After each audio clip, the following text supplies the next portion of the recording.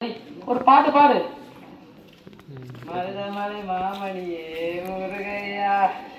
என்ன பாட்டா பாரு? சரியா பாடு பாரு. நல்லா இருக்குது. பா கடவுளே, இந்த வியாபாரம் ஒவ்வொன்று போடும் அப்படிதானப்பா கதைக்க.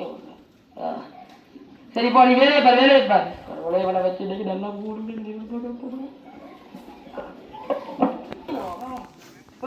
சரியா நேற்றும் புள்ள அப்படியே செஞ்சு வந்தா ரோட்டு முறைக்கல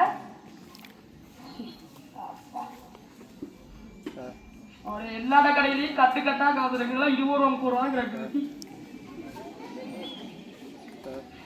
என்னடா செய்ய? வேலையை பாரு. தூக்குறாங்க மூட்டைய. சும்மா நிக்கிற. தூக்கு. தூக்கி எங்க வை.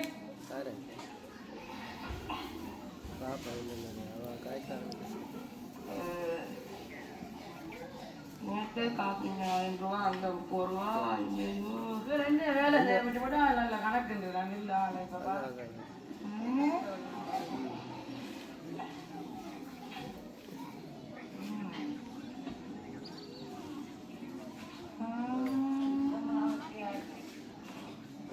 அடே குப்புசாமி, நோட்டு வச்சிட்டியோடா? ஓமண்ணா. போ. என்ன இங்க பாக்குற? போடாங்க. அரே ஒரே நஷ்டமா தான் போகுது. என்ன லாபத்தையே தான். இப்படி போனா கடையை கூட்டிட்டு தட்டு எண்ணி ஒழிக்க வேண்டியதானாங்க.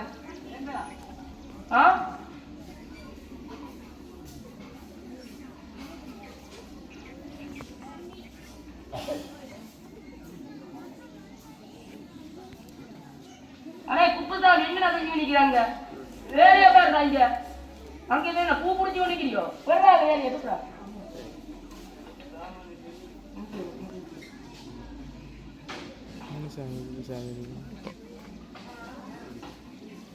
என்ன சத்தங்க?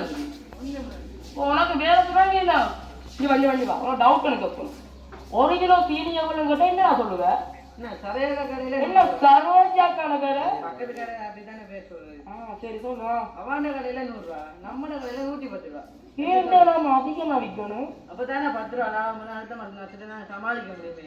இது இன்னும் தூர நோக்கு பார்வை. அரே தூர நோக்கு பாருங்க. தூர நோக்குற ஐடியாடா. என்னடா கழிக்கிற? அரே சரோயாக்கான கடை, சரோயாக்கான கடையில 100 ரூபாண்டா. அதுல 110 ரூபா வித்தா எங்களுக்கு லாபம் 10 ரூபா. கடைக்கு வாரதே 2-3 கஸ்டமர் தான். அந்த கஸ்டமர் நட்டம் பண்ணி போயிடுவாங்க. சரியா? வந்தா 100 ரூபாய், நாங்க 95 ரூபா அப்படி விற்கலாம். சரியா? சரியா? கவிதா தாட்டிங்க தேங்காய் கொண்டு வாங்க சொன்னவன். ஓ தலையாட்டா கூப்பிட்டியா அவனை? ஓ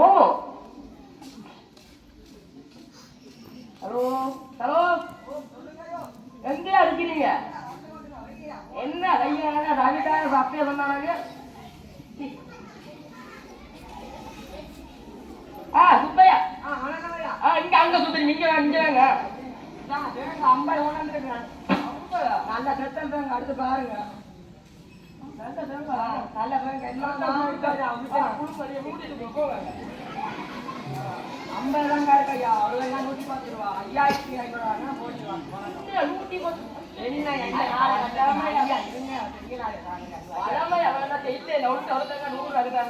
சரியா? பழக்கமா தாங்க போயிட்டு வாங்க. வேலை போ.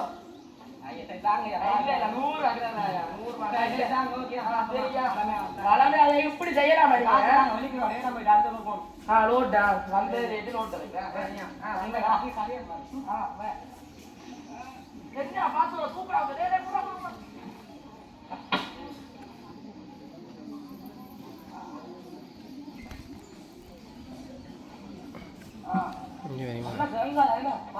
வியாபாரத்தை எப்படி குறைச்சு வேண்டாது.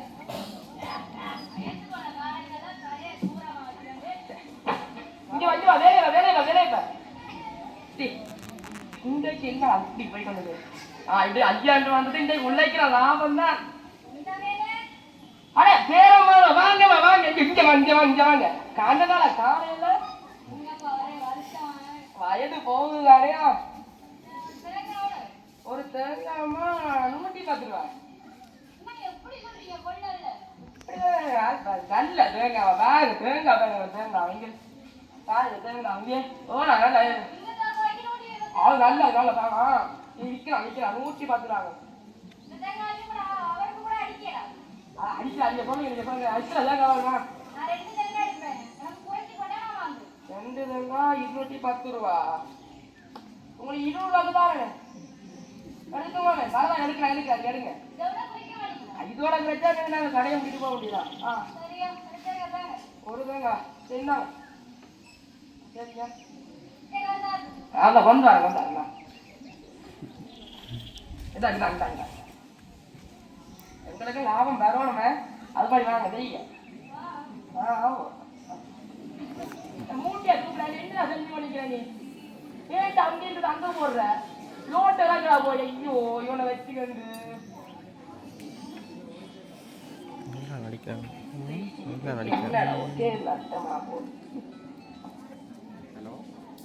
என்னடா அந்த மூட்டையை தூக்கி கொண்டிருக்கிற? போகுது நல்ல வியாபாரம் உங்களுக்கு.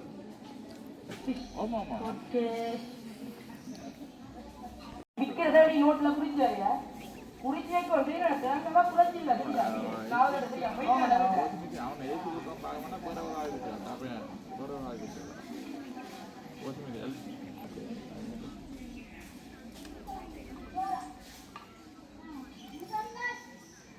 அண்ணா சாப்பிட நான் மட்டும் தான் இருக்கிறேன். சொல்லுங்கண்ணா என்ன தேங்காய் 110 ரூபா. சரி அண்ணா சொன்னவர் புராட்சி வீடு 42 90 ஆகுதா? 335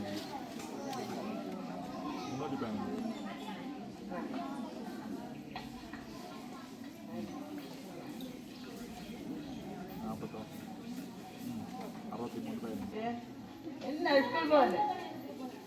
எங்க ஸ்கூல் போகலையா?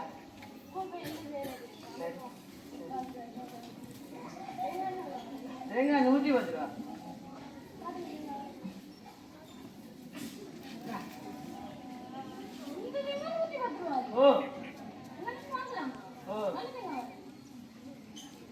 சரி உங்களுக்காக குறைச்சிடலாம் 90 ரூபாய்.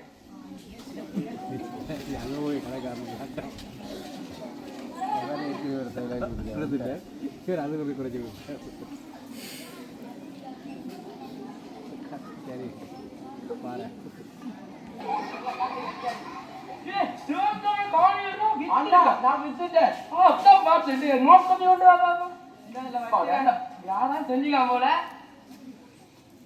90 ரூபாய்க்கு வித்துருக்குற. இங்க போறாரே இப்படியா 90 ரூபாய்க்கு சொன்னது? நீங்க தானே வைக்க சொன்னீங்க. திருந்தா வேண்டதே 100 ரூபாய்க்குறாரே. நட்டப்படி வச்சிருக்கா. ஐயோ இவ்வளவு வச்சு செய்யுது முழுதும் கை 90 வித்துட்டியா? அண்ணா நீங்க தாங்க குறைச்சி விற்க சொன்னீங்க. அத்தான் கடவுளே குறைச்சி விற்க சொன்னாரா? நான் வேண்டின விட 100 ரூபா, நான் குறிச்ச விட 110 ரூபா. அப்ப நான் நீங்க கொடுத்துருக்கோம் 105 ரூபா அப்படி கொடுத்துருக்கலாம். அதுக்கே நான் 90 ரூபா வச்சு நட்டப்படி வச்சுட்டு வச்சு விடு. ஐயோ இப்ப லோன் கார்டும் வருவானே என்ன செய்யறது? போறாங்க உங்க தூக்கலாம். ஐயோ கடவுளே வச்சுக்கொண்டு ஐயோ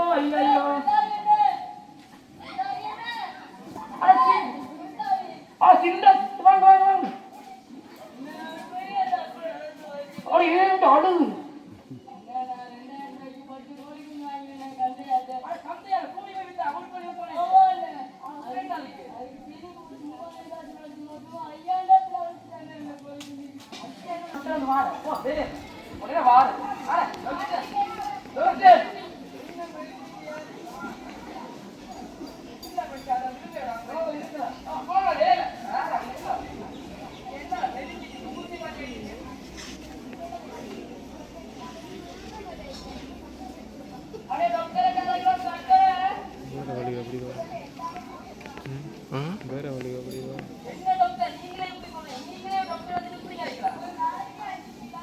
அடிக்கடி வாழவாதானே வயது போன வச்சு குறைச்சி கொடுக்கலாம்னு நினைச்சேன். அவ ஒரு 175 வாழ்ந்துட்டாங்க. அடுத்த ஆள் தின்றான். அவன் ஏன்டா வந்தான்?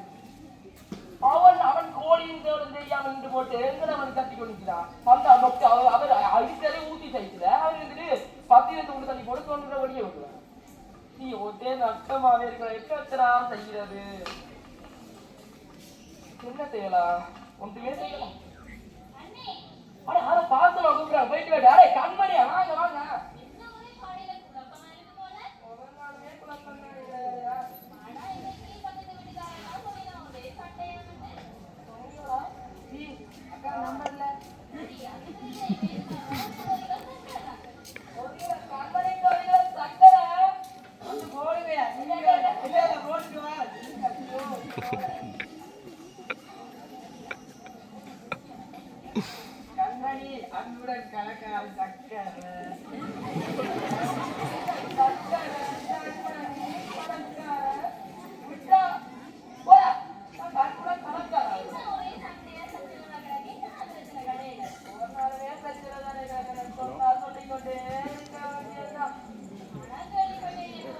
சரி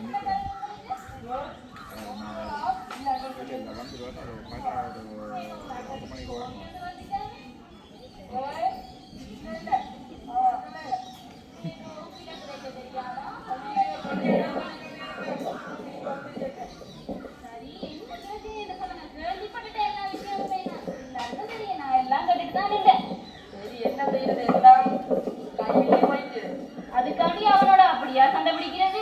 பழமையா பிள்ளைகளே சண்டை வச்சு கொண்டு இருக்கா அவனோட. சரி, பிரச்சனைய சொன்னா குடுப்பு கொண்டு வந்திருக்கா வேலை செய்யாது. பிரச்சனைய சொன்னா முடிவு எந்த கையில? என்ன பிரச்சனை? சரி இவ்வளவு நாடா தெரிஞ்சாங்க உலக வந்தவங்க தானே. இவ்வளவு லாபமா நட்டமா? லாபமும் நட்டமும் உங்களோட கையில இல்ல. நீங்க இவ்வளவு கிட்ட கதையையும் கட்டுட்டு உங்களோட நேரத்தை வீணாக்கி இருக்கீங்களே, அதுதான் உங்களுக்கு பெரிய ஒரு நட்டம். இது எப்படி தெரியுது? இந்த கடையை வச்சுக்கொண்டா ஓட்ட கடல் எடுத்துக்கொண்டு நட்டு கடல்ல போறது இறுக்கி வைக்க லாப நட்டம் தெரியாம. அக்கா ஓட்டை தண்ணி உள்ள போறதுக்கு ஒரு ஓட்டை இருக்கு தானே, தண்ணி வெளியே வரதுக்கு ஒரு ஓட்டை இருக்கு தானே. இப்படி வச்சுக்கொண்டு இவனுக்கு நீங்க அறிவில்லைன்னு சொல்லலுமா? என்ன இந்த கடையில வச்சிருக்கான் பாரு.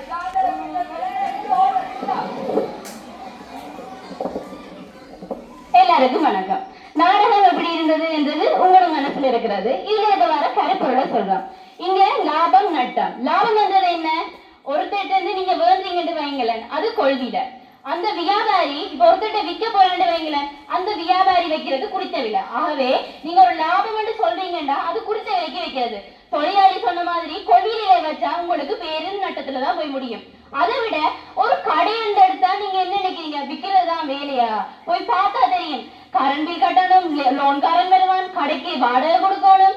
அதை விட இதுக்கு திங்ஸ் அள்ளி போடுறதுலே பெரிய வேலை. தொழிலாளிக்கு சம்பளம் வர இதெல்லாம் பார்த்து முடிச்சிட்டு அதுல ஒரு கொஞ்சம் லாபம் வந்தா இருக்கு தானே, அதை வச்சுதான் கிட்ட நஷ்டத்தை ஈடுகட்ட முடியும். அடுத்தது கோழிக்காரர் வந்தார். எப்படி பாத்தீங்க தானே, அவருக்கு எவ்வளவு செலவழிச்சு செஞ்சிருப்பார் அந்த கோழியை வளர்க்க. ஆனா அவர் அதை விற்க கொண்டு போக என்ன நடந்துட்டு, அந்த அவர் செலவழிச்ச காசை விட குறைய வந்துட்டு காசு. இதுல இருந்து உங்களுக்கு என்ன விளங்குது? அது நட்டம். ஆகவே இங்க இருக்கிற சின்ன சின்ன பிள்ளைகளா இருக்காலும் சரி, வளர்ந்து வர போற கடைக்காரா இருந்தாலும் சரி, உங்களுக்கு லாபம் நட்டம் ரெண்டுமே சரியா இருந்தா உங்களுக்கு வாழ்க்கையும் தராசு மாதிரி சரியா போய்கொண்டிருக்கும்.